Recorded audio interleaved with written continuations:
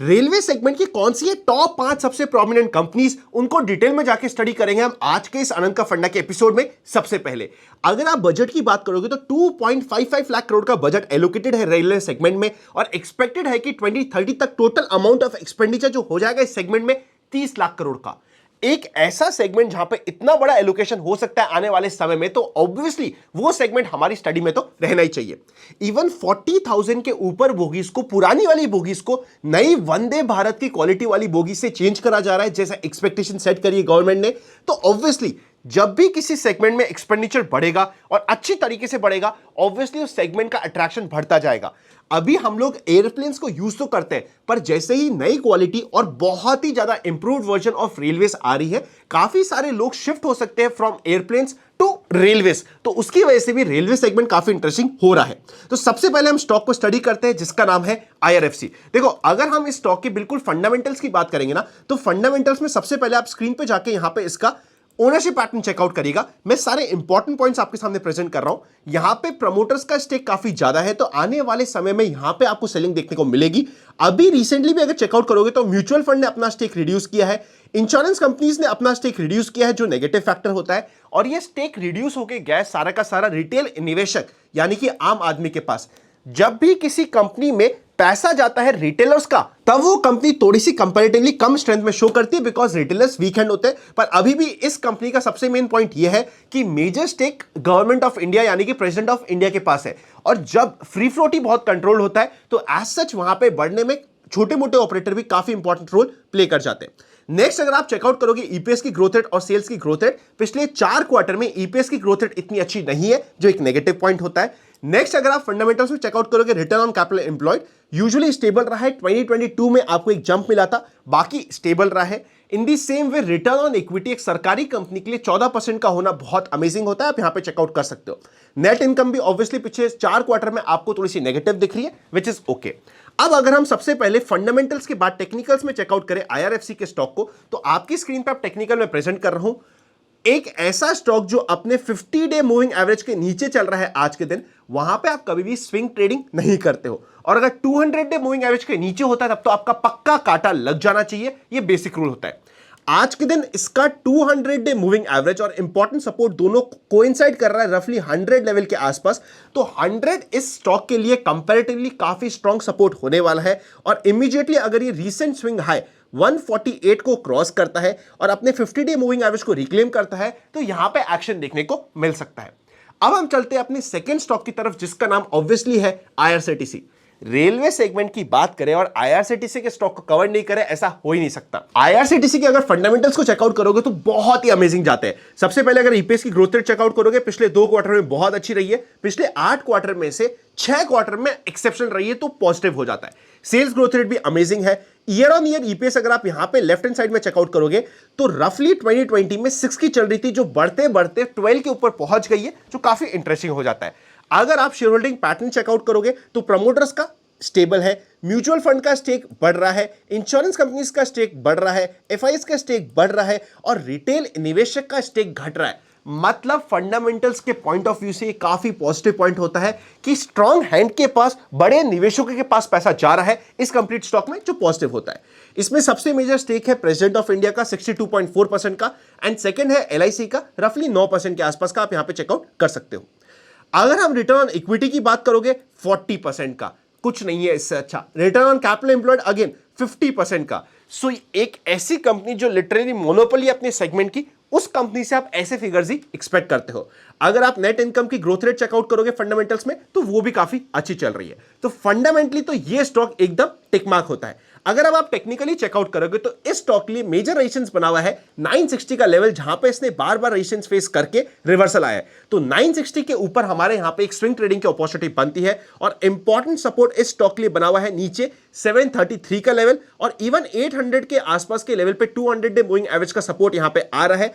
आज के दिन ये अपने 2.5 दिन का पॉजिटिव मूव देने के बाद वापस से रिवर्सल दिखा रहा है और अपने 50 डे मूविंग एवरेज के रेजिस्टेंस फेस कर रहा है। देखिए अगर कोई स्टॉक ऊपर से आएगा तो 50 डे पे सपोर्ट लेगा, अब ये नीचे से जाएगा तो ये इसके लिए रेजिस्टेंस होगा। तो जब तक ये इमीडिएटली 925 को क्रॉस नहीं करता है ये थोड़ा सा प्रेशर में बना रह सकता है। नेक्स्ट स्टॉक हमारे सामने आता है जिसका नाम है टीटागढ़ रेलवे सिस्टम्स। ये ट्रेन कोचेस और रेलवे कोचेस बनाता है। अगर आप इसके फंडामेंटल चेकआउट करोगे तो पिछले 4 क्वार्टर की ईपीएस ग्रोथ रेट अमेजिंग है, सेल्स की ग्रोथ रेट अगेन अमेजिंग है। अगर आप ईयर ऑन ईयर बेसिस पे भी ईपीएस को चेकआउट करोगे तो नेगेटिव ईपीएस से रफली 10 की ईपीएस पे पहुंच गया है, जो काफी इंटरेस्टिंग हो जाता है। अगर आप प्रमोटर्स का स्टेक चेकआउट करोगे तो वो 47.82% से 42.46% पे रिड्यूस हुआ है। म्यूचुअल फंड का स्टेक बढ़ रहा है, इंश्योरेंस कंपनीज का स्टेबल है।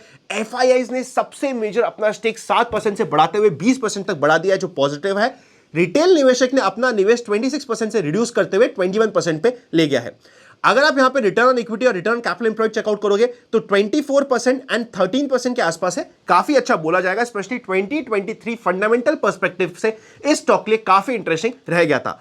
अब अगर आप टेक्निकली चेकआउट करोगे तो ये स्टॉक अपने final support 200 day moving average के सपोर्ट जो रफली 800 के आसपास होता है, ये बाय द वे इसका पुराना ब्रेकआउट लेवल भी है, जहां पे इसे रेजिस्टेंस फेस करके एक बहुत अच्छे वॉल्यूम के साथ ब्रेकआउट दिया था, उसी के आसपास होवर कर रहा है। अगर इस स्टॉक में किसी भी कारण से 780 790 के लेवल कटते हैं तो एक बार आपको यहां पे काफी कॉशियस हो जाना चाहिए। स्विंग ट्रेडिंग के पर्सपेक्टिव से इवन दो स्टॉक के बहुत अच्छे फंडामेंटल्स हैं, फॉर द टाइमिंग आपको यहां पे हटना पड़ेगा एज अ पॉलिसी।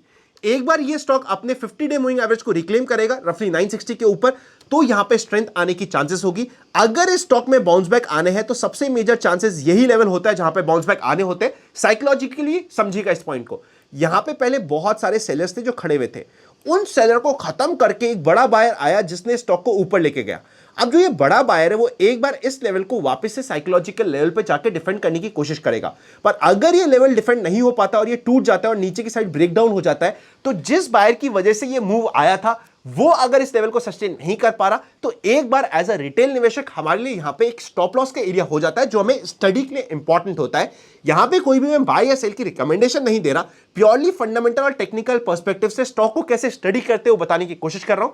काम करने से पहले अपने फाइनेंशियल एडवाइजर को कंसल्ट करना मत भूलिएगा। नेक्स्ट हमारे सामने एक स्टॉक आता है जिसका नाम है इरकॉन इंटरनेशनल। इस स्टॉक का 95% से ऊपर का रेवेन्यू आता है रेलवे सेगमेंट से और globally one of the biggest contractor में से ये एक है। अगर आप इसके फंडामेंटल्स को चेकआउट करोगे तो यहां पे आप चेकआउट कर सकते हो, ईपीएस की ग्रोथ रेट काफी स्टेबल है, सेल्स की ग्रोथ रेट भी एट द सेम टाइम काफी स्टेबल है। नंबर ऑफ फंड्स यानी कि इंस्टीट्यूशंस जो इसमें निवेश कर रहे हैं उनका नंबर भी बढ़ रहा है and shares held by funds भी बढ़ रहे हैं। अगर आप ईयर ऑन ईयर बेसिस पे यहां पे ईपीएस को चेकआउट करोगे तो 2021 में 2 से बढ़ते बढ़ते 8 तक पहुंच गया, काफी इंप्रेसिव है। नेक्स्ट, अगर आप शेयर होल्डिंग पैटर्न चेकआउट करोगे इस कंप्लीट स्टॉक का तो प्रमोटर का स्टेक यहां पे रिड्यूस हो रहा है, म्यूचुअल फंड का स्टेक बहुत मिनिमल है, इंश्योरेंस इंडस्ट्रीज का स्टेक रिड्यूस हो रहा है, फॉरेन इन्वेस्टर्स का स्टेक स्लाइटली इंक्रीज हुआ है, पर एट द सेम टाइम सबसे मेजर यहां पे स्टेक इंक्रीज हो रहा है रिटेल निवेशक की वजह से, इंडिविजुअल इन्वेस्टर्स का, जो इस कंप्लीट स्टॉक के लिए नेगेटिव हो जाता है। ये एक फंडामेंटल का काफी नेगेटिव पॉइंट होने वाला है।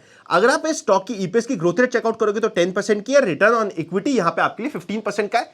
ओके फंडामेंटल्स है, ना बहुत ही अच्छे हैं ना ही बहुत खराब है। इस स्टॉक में कंप्लीट अगर आप सप्लाई जोन की बात करोगे तो सप्लाई जोन हमारे लिए अभी इस लेवल का बना हुआ है 238 का। यहां पे अगर आप चेकआउट करोगे ना आपको नेकेड आंखों से भी दिखेगा कोई एक बड़ा सेलर है जो यहां पे बैठा है। जैसे ये स्टॉक इस लेवल के आसपास आता है 237 238 यहां पे ब्रेकडाउन होता है, इसके बेसिस पे यहां पे हमें इस पे नोटिस रखना पड़ेगा। कल के दिन इस स्टॉक में इमीडिएटली 2.5 दिन का फंडा लग रहा है जो इंपॉर्टेंट रहेगा। उसी तरीके से इसका इंपॉर्टेंट सपोर्ट जोन 180 के आसपास बना हुआ है जो इसका पुराना ब्रेकआउट एरिया भी था जिसके ऊपर नोटिस रह सकता है। टेक्निकली ये स्टॉक अभी तक बिगड़ा नहीं है, पर फंडामेंटली ये स्टॉक से बेटर फंडामेंटल स्टॉक अभी हम इसी लिस्ट में स्टडी ऑलरेडी कर चुके हैं। अब हम चलते हैं अपने फाइनल स्टॉक की तरफ। उससे पहले अगर अभी तक आपके पास डीमैट अकाउंट नहीं है तो डीमैट अकाउंट ओपनिंग्स आपको डिस्क्रिप्शन में मिल जाएगा। Plus at the same time अगर आप म्यूचुअल फंड में निवेश करना चाहते हैं तो उसके इंपॉर्टेंट लिंक्स भी डिस्क्रिप्शन में मिल जाएंगे। फाइनल स्टॉक हमारी इस लिस्ट में आता है कंटेनर कॉर्प। इसमें अगर टेक्निकल लेवल्स पे देखोगे तो सबसे मेजर फॉल या सबसे क्विक फॉल इसी स्टॉक में है। पर सबसे पहले फंडामेंटल्स के इंपॉर्टेंट पॉइंट को जल्दी से स्टडी कर लेते हैं। यहां पे ईपीएस की ग्रोथ रेट आपको एक क्वार्टर में थोड़ी सी डिप मिली थी, रादर 2-3 क्वार्टर में डिप मिली थी। ओवरऑल ओके है।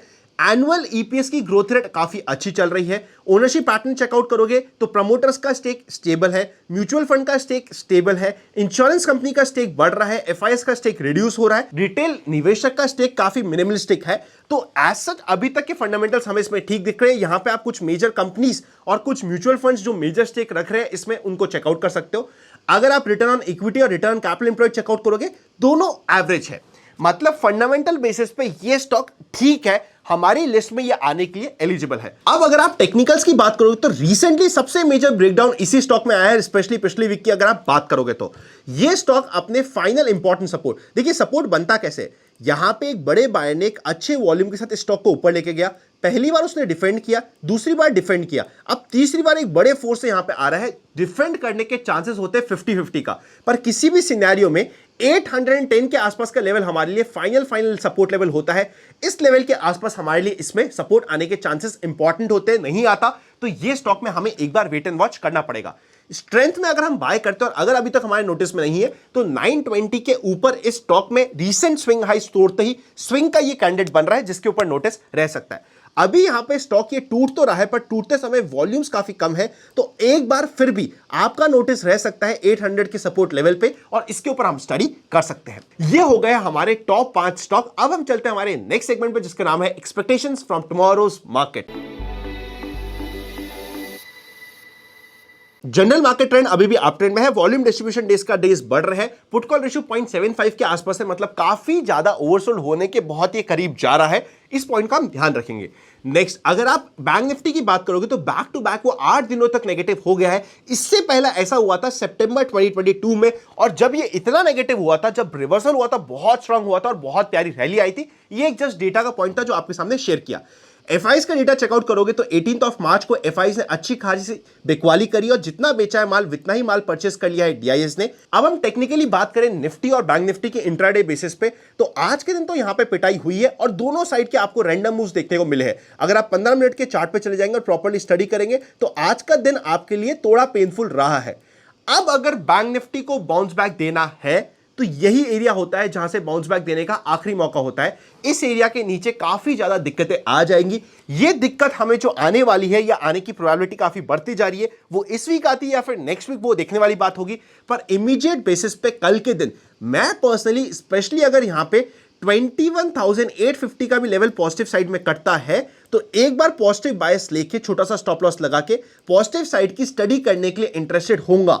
आप बोलोगे अनंत मार्केट टूट रहा है, पॉजिटिव साइड की बात क्यों कर रहे हो? क्योंकि यहां पे अगर पॉजिटिव साइड का मूव आया, इवन अगर वो डेड कैट बाउंस भी है इंट्राडे वाला भी, फिर भी वहां पे पॉइंट्स ज्यादा कैप्चर होने के चांसेस होते हैं। एट द सेम टाइम अगर यहां पे फ्लैट ओपनिंग होके या हल्की फुल्की गैप डाउन ओपनिंग होगी तो मैं कल के लिए मार्केट को अवॉइड कर जाऊंगा। जब तक मार्केट 21,750 के लेवल को तोड़ के नीचे नहीं जाता मैं यहां पे वेट एंड वॉच करूंगा। बाय द वे हमने कल के आनंद का फंडा में डिस्कस किया था कि अगर शॉर्ट करना है तो निफ्टी को करना है और लॉन्ग करना है तो बैंक निफ्टी को करना है। आज के दिन आपकी बैंक निफ्टी टूटी लेस देन आधा % और निफ्टी टूटी मोर देन 1% से भी ज्यादा, मतलब यहां पे रेशियो 2:5 का था। आई होप आप समझ पा रहे हो। अब ये कल के दिन का सिनेरियो चेंज हो जाएगा। अब मुझे अगर कल के दिन जहां पे बैंक निफ्टी की एक्सपायरी हो रही है अगर काम करना हुआ तो निफ्टी में थोड़ा सोच समझ के करूंगा, और जो भी काम करना होगा चाहे वो पॉजिटिव साइड का हो चाहे वो नेगेटिव साइड का हो, बैंक निफ्टी को पहले पिक करूंगा क्योंकि कल के दिन बैंक निफ्टी में बड़े मूव्स आने के चांसेस बढ़ जाते हैं। पॉजिटिव साइड में 46,500 के ऊपर जाते ही एक बार हमारे लिए 200, 250, इवन 300 पॉइंट का स्विंग यहां पे रेडी होगा जिसके ऊपर नोटिस रहेगा। नीचे सपोर्ट की बात करोगे तो इमीडिएटली मेरे लिए 46,000 का डू एंड डाई का लेवल रहेगा। अगर मार्केट 46,000 के लेवल के आसपास पे सपोज करते हैं मार्केट गैप डाउन ओपन हो गया और इस लेवल के आसपास जाके छोटी मोटी कैंडल्स बना रहा है, एक छोटी सी रेंज में बनाया और फिर एक 5 मिनट की कैंडल में इसने ब्रेक आउट दिया उस कंप्लीट रेंज का, तो वो भी मेरे लिए पॉजिटिव साइड जाने का एक मौका बनेगा। शॉर्ट करना हुआ कल के दिन तो 46,000 के नीचे जाने के बाद ही शॉर्ट करूंगा, वरना नहीं करूंगा। शॉर्ट किया मैंने तो क्वांटिटीज कंट्रोल रखूंगा। अगर लॉन्ग का सेटअप बन रहा हुआ तो मैं क्वांटिटीज नॉर्मल चले जाऊंगा। ये मेरा पर्सनल माइंडसेट बन रहा है कल के दिन का। अगर मार्केट में बाउंस बैक आना हुआ, डेड कैट बाउंस आने के चांसेस है या मार्केट को देना है डेड कैट बाउंस तो कल ही देना है या परसों, मतलब 1.5 दिन के अंदर अंदर देना है। अगर नहीं होता फिर बाउंस बैक के चांसेस कम और फिर बाउंस बैक के साइजेस भी छोटे होने की प्रोबेबिलिटी काफी बढ़ जाएगी। तो फिर तो हम आराम से इंट्राडे में भी शॉर्ट करने की अपॉर्चुनिटीज ज्यादा तलाश कर पाएंगे। वीडियो अच्छा लगे तो लाइक करे बिना मत जाएगा। हैप्पी लर्निंग एक इंपॉर्टेंट वीडियो स्क्रीन पर आ रहा है, उसे चेकआउट कर लीजिएगा। डीमैट अकाउंट नहीं है तो लिंक डिस्क्रिप्शन में मिल जाएंगे।